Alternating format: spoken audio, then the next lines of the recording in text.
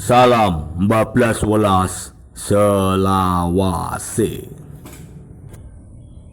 Assalamualaikum warahmatullahi wabarakatuh. Masih bersama saya Samblek, orang yang tidak punya apa-apa karena segalanya hanya Allah yang punya. Masih ketemu lagi dan membahas bambu-bambu unik lagi. Jangan bosan-bosan lihat muka saya. Muka saya memang jelek. Tapi jangan bosan-bosan. Kita akan membahas filosofi sebuah bambu unik. Yaitu bambu unik jenis apa? Monggo kita belajar filosofi bareng. Nah, sebelum kita mulai pembahasan filosofi dan ciri-cirinya bambu unik yang satu ini, monggo bagi yang belum subscribe, monggo silahkan subscribe. Bagi yang sudah subscribe saya atau sudah subscribe channel ini, saya ucapkan terima kasih banyak. Semoga yang kuasa mengganti yang lebih baik lagi. Oke? Simak terus.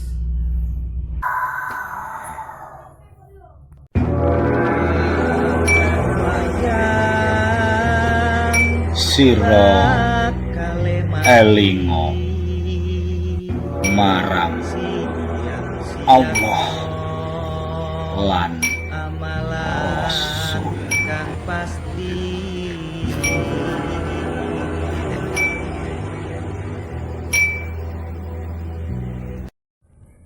Kita patut bersyukur hidup di Nusantara ini.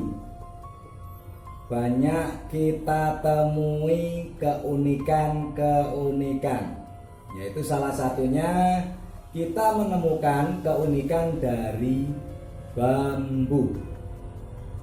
Nah, banyak bambu unik di sekitaran kita ini, bahkan jadi ladang rizki. Nah, bagi seseorang, bahkan bukan seseorang, sebagian orang banyak ini ya, jadi ladang rizki karena keunikannya.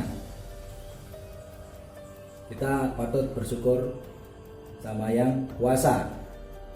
Nah, di video saya yang sebelumnya saya sudah mereview tentang adanya bambu yang saya dapat ya, yaitu bambu Songgobuwono atau bambu Sanggabuana yang bercabang 5. Ini dia bambunya. Mari kita bahas untuk ciri-ciri dari bambu ini. Oke, ini memang niat saya tanam ya kemarin, saya hidupkan. Supaya hidup maksudnya bukan saya hidupkan, hanya Allah yang Maha menghidupkan. Nah, dia dari batangnya dia muncul bonggol, nah, seperti bonggol, tapi dia tetap mengeluarkan camplang atau cabangnya. Nah, ini 1, 2, 3, 4, 5. Nah, ini yang bercabang 5. Bahkan ada yang bercabang 3, 5, 7. Bahkan yang saya temui pernah 9. Nah, bagi pembolang monggo, kalau ada bambu ini sikat ya, bawa pulang, insya Allah jadi rezeki.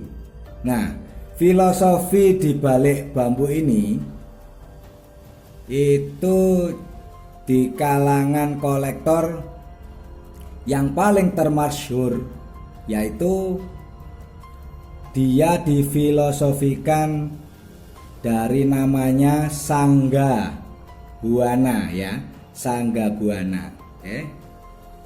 Dari kata-kata sangga sendiri. Nah, dari kata-kata sangga sendiri yang berarti tiang. Ya, sangga yang berarti tiang atau songgo. Nah, songgo itu tiang. Nah, buana itu alam atau dunia kita ini yang dinamakan buana. Nah, dia difilosofikan sebagai penyeimbang alam. Ya.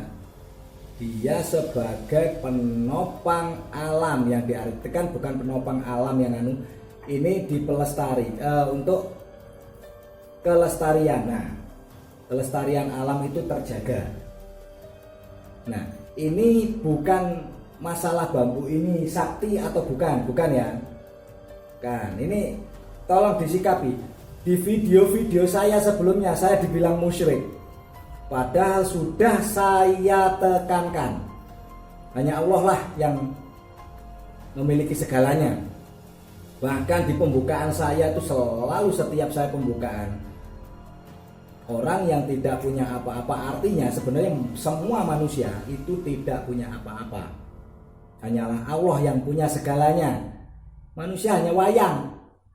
Bahkan kamu yang sultan, kamu yang maaf miskin, kamu yang hidup sederhana, itu sebenarnya semua tidak punya apa-apa.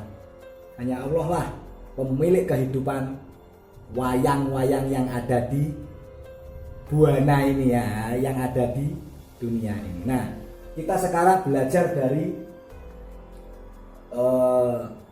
si bambu Sangga Buwana ini. Nah, dari filosofinya tadi itu Sangga Buwana, yaitu jadilah penopang dunia atau penopang alam. Artinya apa? Kita harus bisa menyelaraskan diri dengan alam kita. Gimana caranya kita menjaga alam kita? Makanya kalau kita tidak menjaga alam kita tidak belajar dari filosofi-filosofi seperti ini. Contoh, terjadinya kebanjiran gara-gara apa? Manusia yang tidak bisa melestarikan lingkungannya. Itu salah satu contoh aja, masih banyak contoh-contoh yang lain, masih banyak. Oke, kita belajar bareng. Kita belajar pinter. Nah, kita belajar kok bukan dari buku sekolahan atau dari Al-Quran, Al-Hadis tok, bukan. Kita dilahirkan di dunia ini sama Allah itu tetap disuruh belajar, sama Tuhan itu tetap disuruh belajar. Yaitu apa? Salah satunya yaitu contoh kita belajar dari alam. Oke. Mungkin agak-agak menggebu-gebu nih ya kata-kata saya. Masalahnya selama ini saya melepaskan ular, kadang saya itu dari pengepul saya beli ular, saya lepaskan. Ada yang menghina saya dibilang oh wong gendeng. Tapi saya nggak masalah, saya nggak pernah marah orangnya. Saya nggak pernah marah. Cuman bagi sedulur-sedulur semua yang ada di luar sana, monggo untuk memakai 3 ini kita satukan. Pasti kita akan menemukan sesuatu yang lebih baik lagi. Oke, kita harus belajar dari alam. Walaupun kita sudah ada tuntunan Quran, hadis, buku-buku sekolahan, panduan-panduan sekolahan, kita tetap harus belajar dengan alam. Ya, jadilah diri yang bisa memimpin dirimu sendiri. Nah ini, itu susah ini agak dalam. Tapi kalau mau ngaji seperti itu, monggo ke tempat saya, monggo ya. Oke, saya bukan guru, kita sharing bareng-bareng, bukan. Saya bukan guru ya, kita sharing bareng-bareng. Oke. Nah, filosofinya tadi cukup mumpuni ya, yaitu Sangga Buwana. Nah, kita harus menjadi manusia. Pangkalnya itu songgo. Nah ya, Nah, dinamakan buana itu, buono itu bumi. Kita harus menjadi pelestari sebenarnya, pelestari bumi. Nah, supaya di lingkungan kita itu gak usah yang terlalu lebar sedunia, gak usah. Lingkungan kita hidup aja. Lingkungan kita hidup aja. Ya, lingkungan kita hidup aja supaya kita bisa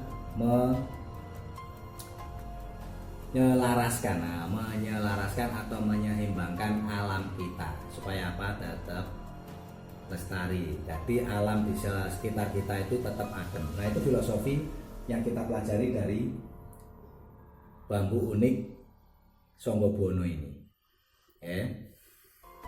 Nah, kalau untuk sebagian orang, kadang ada yang mempercayai bahwa bambu-bambu unik seperti ini itu ada tuahnya, ada kesaktiannya.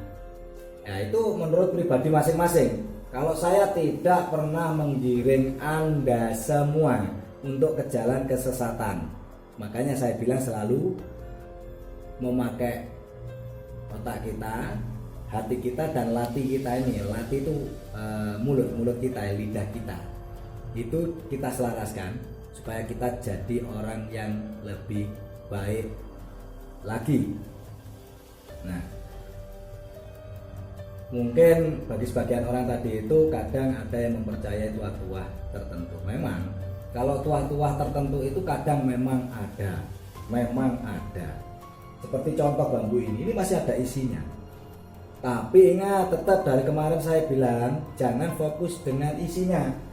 Kita fokus dengan uniknya. Nah, ya kan? Para kolektor itu semua memahami tentang itu. Mau tuah mau apa itu, tetap mereka kembali, para kolektor itu kembali ke uniknya aja. Allah menciptakan unik-unik ini, kita patut bersyukur ya. Kita bisa mengkoleksi jadi kesenangan. Nah, itu kita patut bersyukur.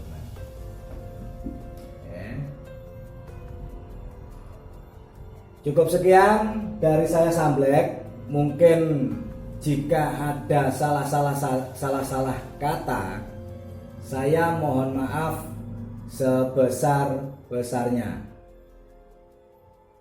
Akhirul kalam, assalamualaikum warahmatullahi wabarakatuh.